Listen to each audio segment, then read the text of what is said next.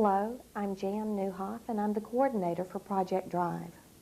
For most young people, learning to drive is a major milestone in growing up and becoming independent. In a state like Alabama, where our public transportation is limited, not being able to drive can mean that you are socially isolated. It can be a major barrier to living independently or getting a job. Transportation to and from work is considered one of the major difficulties faced by young people trying to get and keep a job. Project Drive is funded by the Joseph P. Kennedy Foundation and the Civitan International Research Center at the University of Alabama at Birmingham. Project Drive seeks to become a vital part of the Alabama Transition Initiative by assisting young people with mild cognitive disabilities in obtaining their learner's permit and their driver's license in order to be more independent in their living arrangements and employment. This video highlights 4 young people who have met this challenge. 3 of them have driver's licenses, and 1 has a learner's license and is learning to drive. All 4 of them have jobs, and 3 of them live independently away from home. We also introduce you to one of their parents. We know that parents are an integral part of the learning to drive process, and that all parents have fears and misgivings regarding their young people learning to drive. We hope that sharing these stories with you will encourage you in your own process of learning to drive. How did you learn to drive? I studied the book for several months and went in, took the test, came out, passed it, no missed questions or anything else. And I've passed my test in every, 4 states. I've done it in every 4 states. My learner's license test. I've tested in Massachusetts, Indiana, Omaha, Nebraska, and now Alabama. Casey is my wife, and she's going to be teaching me how to drive. And I would also drive with someone that has a license, that's a licensed driver. First learned to drive go-karts, and then about 18 I got my first I got into my first car, and I had this teacher who used to teach me all the ways and means of driving and that stuff. How do you feel about driving? A little nervous, but then I got the hang of it afterwards. I feel a little bit better about it because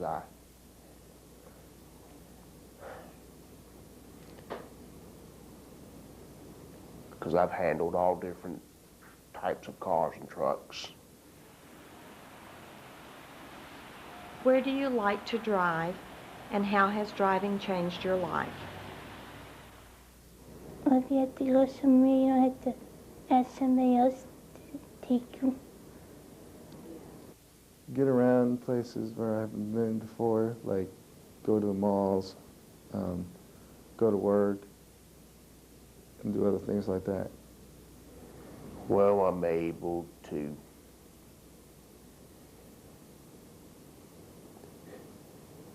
go places and go to work and go to the store if I need to. And I did real well by driving. Gone places like football games, going to the wrestling matches. What advice do you have for someone learning to drive?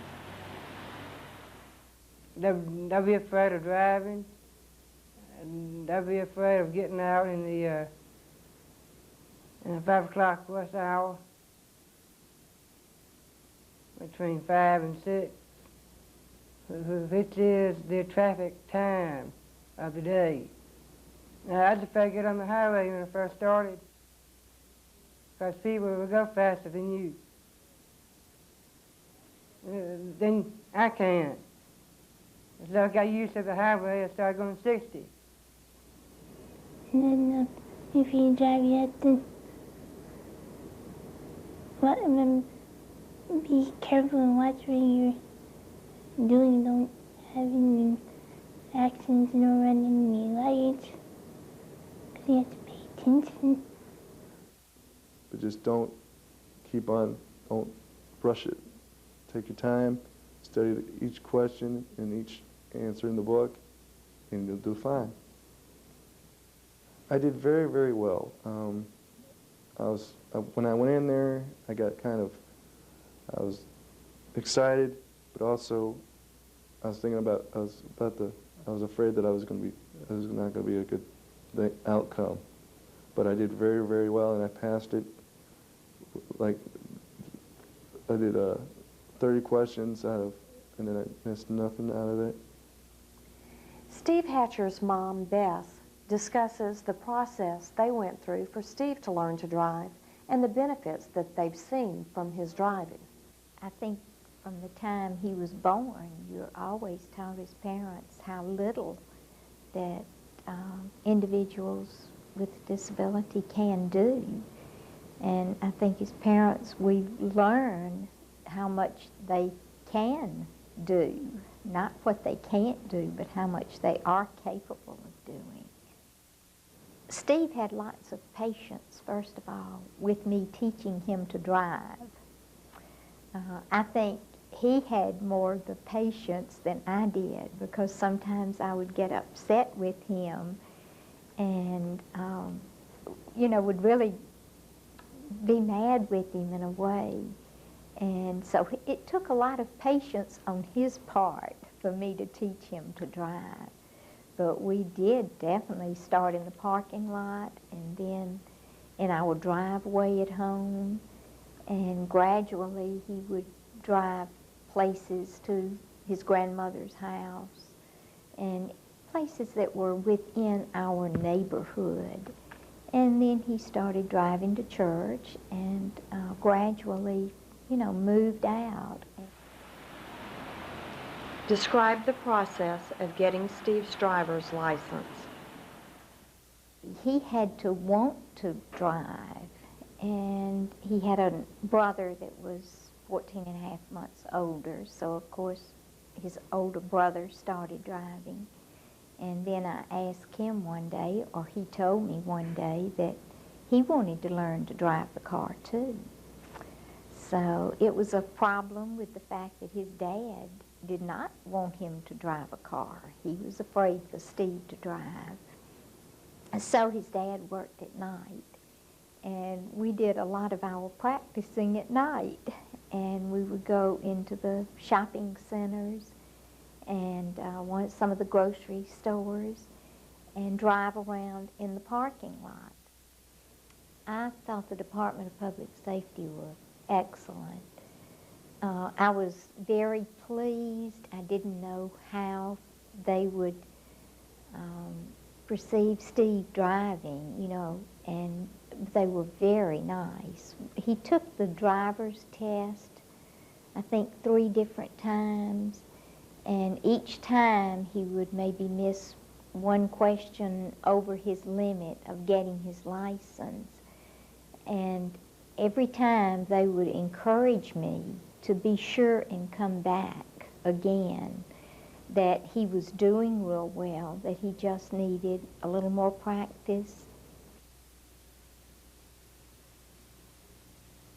What have been some of the benefits of Steve learning to drive? Well, it gives him so much more independence than I thought he would ever be able to have. It gives me much more independence as well, because I do not have to be there every day. It's one of the best things that ever happened, was that Steve learned to drive. And at the time he started learning to drive, one of the things that he was very slow about was learning math, learning about money. And when he started driving, he really did not know the difference in $1 bill, a $5 bill, a quarter from a nickel, maybe. And he quickly had to learn because he had to take the responsibility of putting gas in the car. That was one of the things that he had to do. If he was going to drive, he had to have money to put gas in the car. It's great for the child. It gives them, as I said, much more independence. I don't know, I think it gives them a sense of well-being about themselves. It makes them feel good. And they see other individuals that are driving, and I think it just helps their self-esteem an awful lot. But primarily, it gives them the independence to do things that they want to do, like Steve going to work, and he goes to the grocery store. He lives in an apartment, and if he did not drive, it would be much more difficult for him. What happened when Steve had an auto accident? Oh, it really scared me to death. Steve was not hurt, and the other person was not hurt. He had bumped into the back of someone from carelessness of driving too close, and it really frightened me. But we contacted the insurance company to let them know that he had had an accident, and from there the insurance company handled the problem with the other insurance people and what they needed to do. But it does scare you. I can't say that Steve has had any more accidents than my other son had. So. Hi, I'm Robin Lansey. And I'm Wanda Newell. We'd like to thank you for your interest in Project Drive. And we would also like to thank our collaborating partners, especially Joseph P. Kennedy Jr. Foundation, for their support of this worthwhile project. We hope that the stories that we've shared with you through Casey and Patrick, Sterling and Stephen help show you many of the wonderful opportunities that you and your family can experience with this. And we look forward to working with you on Project Drive. Happy driving.